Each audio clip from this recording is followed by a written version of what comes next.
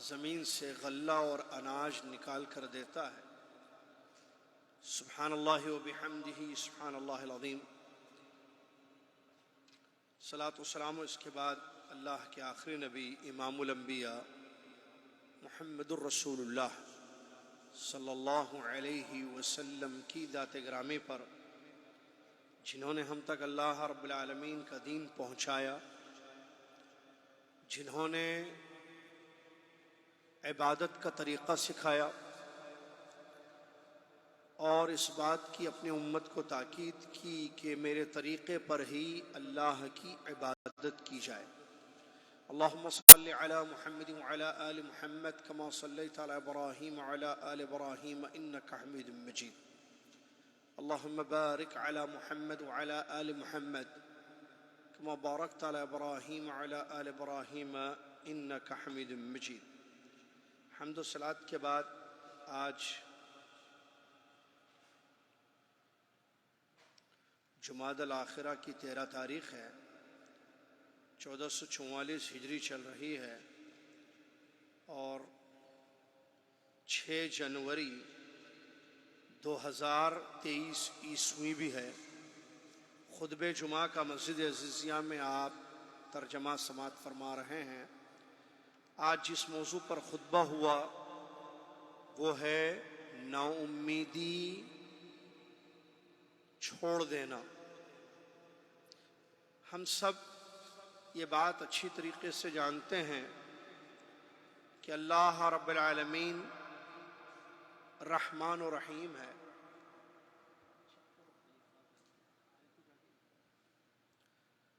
وہ رحمان و رحیم ہے، اپنے بندوں پر بہت زیادہ رحم کرنے والا، ان کو عطا کرنے والا ہے۔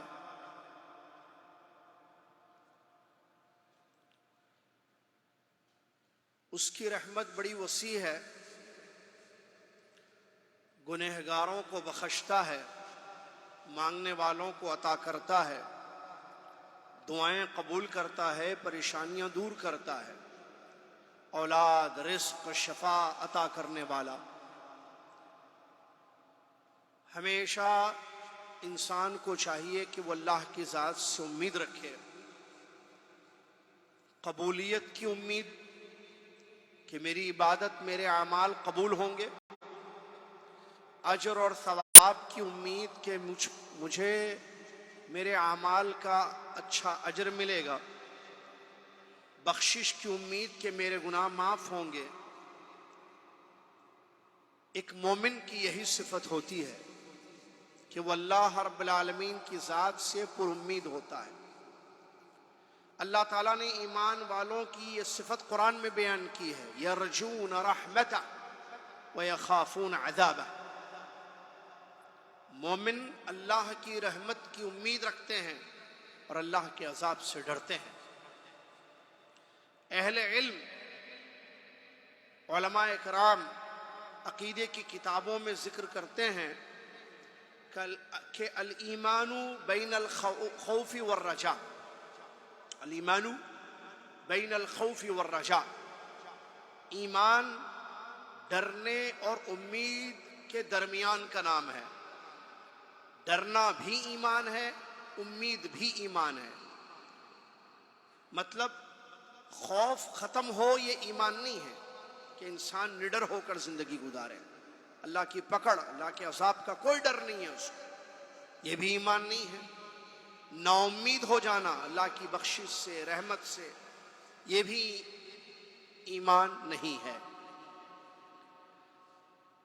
جب گناہ ہوتے ہیں، گناہ سرزد ہو جاتے ہیں، تو مومن کی کیفیت جب وہ اللہ کی طرف لوٹتا ہے اور اس کو پتہ گناہوں کا بوجھ اس پر ہے، تو امید بڑھ جاتی ہے اس کو کہ میرا رب مجھے معاف کرے گا، میرا رب مجھ کو بخش دے گا۔ اور جب شیطان اس کو گناہوں پر ابھارتا ہے تو اللہ کا ڈر اس کے دل میں پیدا ہوتا ہے، تو ڈر کا پہلو اس پر غالب ہو جاتا ہے۔ علماء کہتے ہیں مرتے وقت انسان کو امید زیادہ اللہ تعالیٰ سے رکھنی چاہیے۔ بیماری میں امید زیادہ ہونی چاہیے۔ امید خود اپنی جگہ ایک قسم کی عبادت ہے کہ انسان اللہ کی ذات سے امید رکھے، اور یہی تعلیم ہمیں ملتی ہے قرآنی واقعات سے بھی۔ یعقوب علیہ السلام نے اپنے بیٹوں کو جب نصیحت کی، جب کہا کہ جاؤ میرے بیٹے یوسف کو ڈھونڈ کر لاؤ،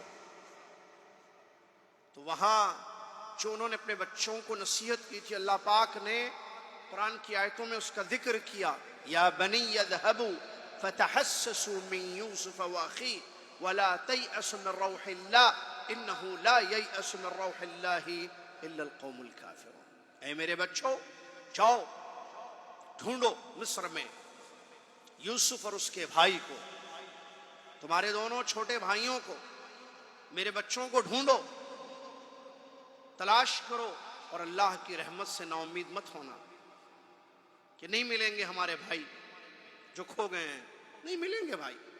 اللہ کی ذات سے امید رکھو، اللہ ملائے گا۔ اللہ کی رحمت سے نا امید مت ہونا، اس لیے کہ کافر قوم ہی اللہ کی رحمت سے نا امید ہوتی ہے، مطلب مومن اللہ کی رحمت سے نا امید نہیں ہوتا ہے۔ اللہ نے فرمایا لا تقنطوا من رحمت اللہ، اللہ کی رحمت سے کبھی نا امید مت ہونا، اللہ تعالیٰ کی رحمت بڑی وسیع ہے۔ اسی لیے کہتے ہیں نا نا امیدی کفر ہے۔ کیوں کہتے ہیں نا امیدی کفر ہے؟ کیونکہ مومن نا امید نہیں ہوتا ہے کبھی اللہ سے، چاہے جتنے گناہ ہو۔ کیا ہمیں نہیں پتا اللہ کے نبی صلی اللہ علیہ وسلم کی وہ حدیث، جس حدیث میں نبی صلی اللہ علیہ وسلم نے اللہ سے روایت کیا، حدیث قدس، اللہ نے فرمایا یا ابن آدم، اے آدم کے بیٹے، لو اتیتنی بقراب الارض خطایا ثم لقیتنی لا تشرک بی شیئا لاتیتک بقرابها مغفرہ۔ اے آدم کے بیٹے، اگر تو زمین بھر گناہ لے کر میرے پاس آئے لیکن تو نے میرے ساتھ کسی کو شریک نہیں ٹھہرایا تھا، تو میں زمین بھر بخشش مغفرت لے کر تیرے پاس آؤں گا۔ صحیح حدیث، حدیث قدسی۔ تو اس حدیث سے امید بڑھتی ہے انسان کی، لہٰذا انسان اللہ کی ذات سے امید رکھے، کبھی اللہ کی رحمتوں سے، اللہ کی عطا سے، اللہ کے رزق سے یا اللہ کے فضل و کرم سے نا امید نہیں ہونا۔ ایک بڑا زبردست واقعہ خطیب صاحب نے تفصیل کے ساتھ پیش کیا ہے، اور وہ واقعہ آپ جانتے ہیں، بڑا زبردست واقعہ، غور کیجئے اس واقعے پر۔ واقعہ سب کو معلوم ہے، بچے بڑے بوڑھوں کو سب کو معلوم ہے۔ خلیل اللہ ابراہیم علیہ السلام،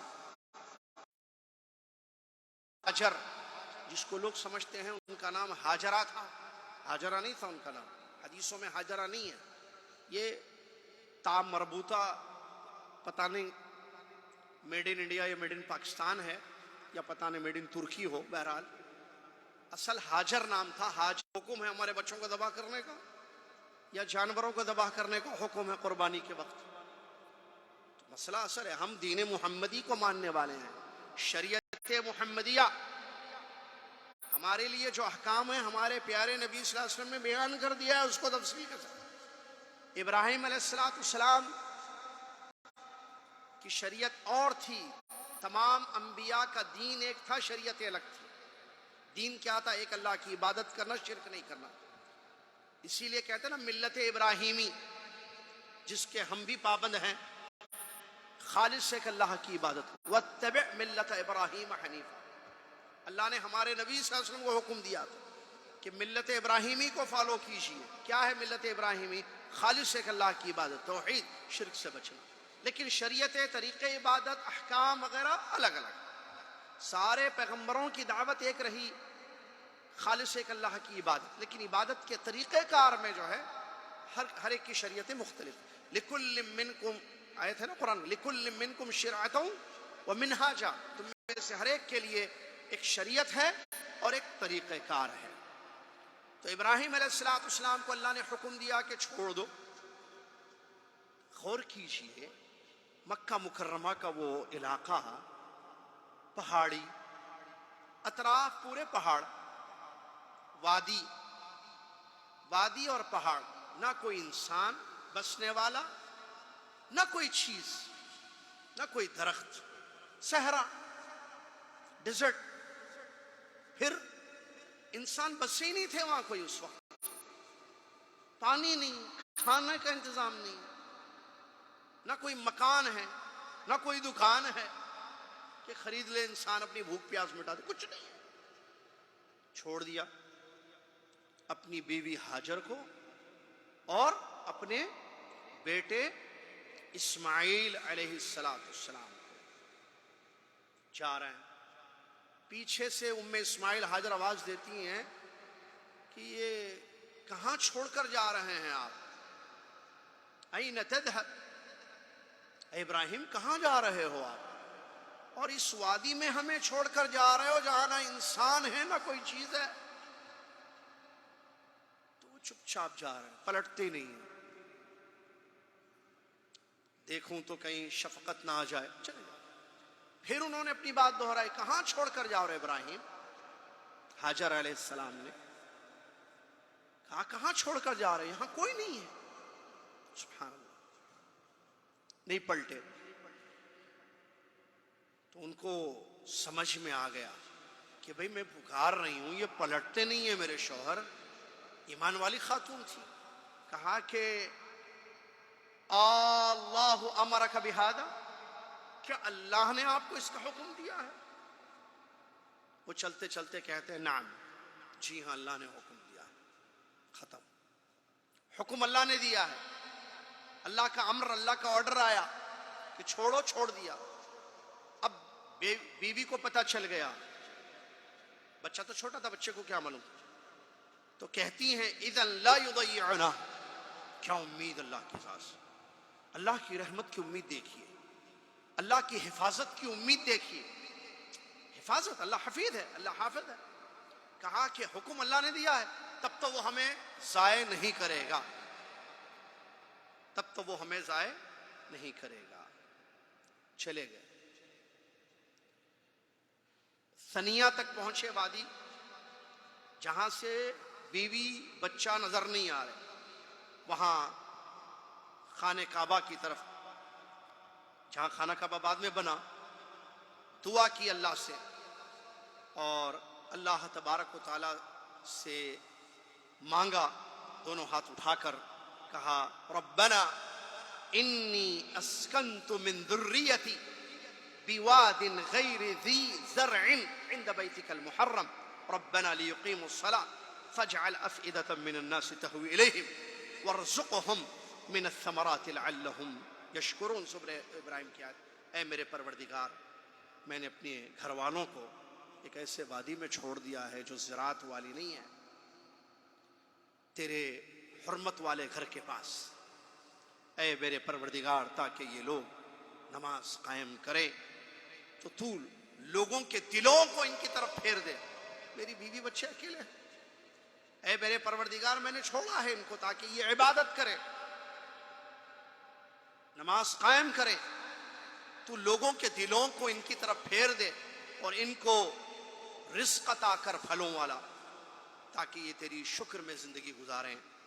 اللہ تعالیٰ نے دعوت قبول کی اور وہاں معاملہ کیا ہوا اس کے بعد. خیر جرہم قبیلہ بعد میں آیا. اگر واقعات یہاں موضوع سے متعلق بتانا کیا ہے کہ اللہ کی رحمت سے نا امید نہیں ہوئے ابراہیم علیہ السلام، نہ ان کے گھر والے. کیسا ایمان تھا دیکھیں کیسے. یہ ہے کہ ہم کیسے نا امید ہو رہے ہیں. پھر یہ واقعہ سچا واقعہ ہمیں قرآن میں بیان کیا گیا ہے، ہم پڑھتے ہیں اس کو. نبی صلی اللہ علیہ وسلم کی حدیثوں میں بھی اس کی خبر ہے. جب وہ زمزم کو، جیسے کہ ابھی آگے میں بتا رہا ہوں، نبی صلی اللہ علیہ وسلم نے حدیث میں دعا دی اور کہا کہ اللہ رحم فرمائے. ابن عباس کی جو روایت ہے. تو بتانے کا مقصد یہ ہے کہ ابراہیم علیہ السلام اللہ کی رحمت سے، اللہ کی حفاظت سے، اس کی رعایت سے نا امید نہیں ہوئے. میرا رب حفاظت کرے گا. نہ ان کی بیوی جب ان کو پتا چلا کہ اللہ کا حکم ہے میرے شوہر کے لیے، وہ بھی نا امید نہیں ہوئی، بلکہ کہہ رہی ہیں اپنے شوہر کو اللہ نے حکم دے دیا ہے تو پھر اللہ ضائع نہیں کرے گا، اللہ ہمارا انتظام کرے گا، بندوبست کرے گا. ایسے ہوا. پھر ابراہیم علیہ السلام کچھ کھجوریں اور مشکیزے میں کچھ پانی چھوڑ گئے تھے. پانی کھجور چھوڑ گئے تھے، کھجور کھائی، کھجور کتنے ہوں گے، کتنے دن رہیں گے، پانی بھی ختم ہو گیا، کھجور بھی ختم ہو گیا، اب بچے کو ماں کو ضرورت ہے، تو پھر وہ صفا جو سب سے قریب کا پہاڑ تھا وہاں پر چلی گئی، چڑھی اوپر، دیکھا کہ شاید کوئی بندہ نظر آ جائے جس کے پاس کچھ کھانے پینے کا انتظام ہو اور جو ہے ہمارا معاملہ حل ہو جائے، نظر نہیں آیا، اتری وہاں سے آگے گیا اگلی پہاڑی کی طرف، اس زمانے وہ مروہ تھا، وہاں چڑھا، وہاں چڑھے وہ، نظر دیکھا کہ شاید کوئی بندہ نظر آ جائے، وہاں بھی کوئی نظر آئے، ایسے ہی جو ہے ادھر آتی پھر ادھر جاتی، ادھر آتی ادھر پر، اس پہاڑ پر اس پہاڑ پر، اس پہاڑ پر اس پہاڑ پر، 7 چکر یہ ہو گئے، اور کوئی نظر نہیں آیا۔ جب 7ویں مرتبہ وہاں پر پہنچی، اللہ کے نبی صلی اللہ علیہ وسلم کی ایک حدیث ہے عبداللہ بن عباس کی، یہاں پر میں بتاتے ہوئے بات کو آگے بڑھاؤں۔ عبداللہ بن عباس رضی اللہ عنہ فرماتے ہیں کہ رسول اللہ صلی اللہ علیہ وسلم نے فرمایا فَذَلِكَ سَعْيُ النَّاسِ بَيْنَهُمَا، یہ لوگوں کی سعی ہے جو صفا مروہ کے درمیان کی جاتی ہے۔ فَلَمَّا أَشْرَفَتْ عَلَى الْمَرْوَةِ، اس 7ویں چکر میں جب وہ پہنچی وہاں مروہ پر، تو انہوں نے ایک آواز سنی، ایک آواز آئی، تو انہوں نے سمجھا شاید نہیں، مجھے شاید کوئی گمان ہوا ہے، یہ آواز کیسی ہے، ہو سکتا میں نے جو سنا ہے وہ صحیح نہیں ہے۔ پھر دوبارہ ان کو آواز آئی، اور یہ آواز کسی اور کی نہیں، یہ فرشتے کی آواز تھی، جو فرشتے نے کہا تھا، جبرائیل علیہ السلام کو اللہ نے بھیجا تھا، جو 700 پر والے اللہ کے بہت بڑے فرشتے ہیں۔ 700 پر اس لیے میں کہہ رہا ہوں کہ نبی صلی اللہ علیہ وسلم نے حدیث میں اس کی خبر دی ہے، اور آپ لوگوں کے انفارمیشن کے لیے، آپ کی معلومات کے لیے، جتنے فرشتے ہیں سب پروں والی مخلوق ہیں، یہ فرشتے جو ہے پروں والی مخلوق ہیں، کہ قرآن میں اللہ تعالیٰ نے بیان کیا جاعل الملائکۃ رسلا اولی اجنحہ مثنی وثلاث ورباع ویزید فی الخلق ما یشاء، اللہ نے فرشتوں کو پیغام پہنچانے والے بنا کر بھیجا، ترجمہ آیتوں کا، اور اللہ نے ان کو پروں والے بنایا ہے فرشتوں کو، کسی فرشتے کے 2 پر، کسی فرشتے کے 3 پر، کسی فرشتے کے 4 پر، اور اللہ تعالیٰ جتنا چاہے زیادہ پیدا کرتا ہے۔ تو 700 پر والے یہ فرشتے جبرائیل السلام اللہ کی حکم سے وہاں آئے، اور آ کر انہوں نے، وہ جو آواز تھی وہ فرشتے کی آواز تھی، وہاں وہ آئے، آ کر انہوں نے جہاں زمزم ہے نا، جہاں زمزم کا کنواں ہم نے بھی دیکھا، آپ نے بھی دیکھا ہوگا، ابھی تو نہیں دیکھ سکتے وہ نیچے، تو وہاں پر مارا انہوں نے، پر مارتے ہی وہاں سے زمزم نکلا۔